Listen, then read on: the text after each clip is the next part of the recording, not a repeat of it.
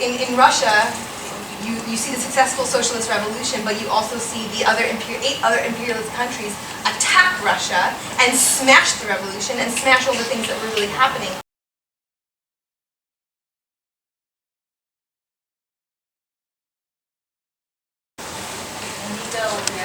Okay, I'll try to do so many different things. So obviously, when Mia brought up that point, like how do we move past the fear? Because it's real, right? People are really afraid of Trump, especially people who he's talking about hurting, right?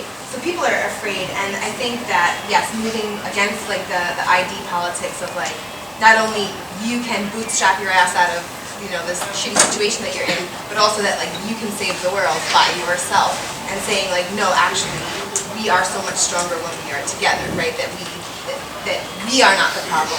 You are not the problem for saying this incorrect thing, but like the system is the problem. Like turning our attention from turning our analysis of the problem from on the individual basis to the systemic level is, I think, a really good place to start.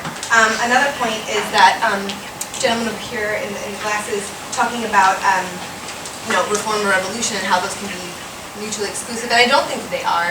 And I definitely think when Tommy mentioned the great work that he's doing, and I know a bunch of people in this room because I work in the social work field who are doing those important reforms. I guess those are so critical.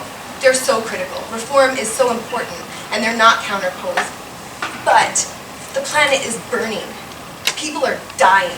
Like, I do think that it is very important when you talk about the strategy that we really want to do.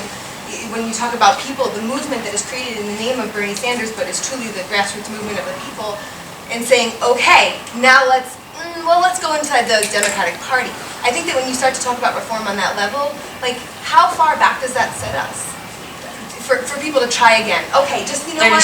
Get into get into office. We can try to reform this. Like we don't have the time. So I do think that that's worth talking about and debating and welcoming those perspectives in so we could talk about them, because it's a debate that's really healthy. We don't have all the answers. And then finally about why did socialism fail? Why did it fail? And to bring it back to Paul about can socialism happen here?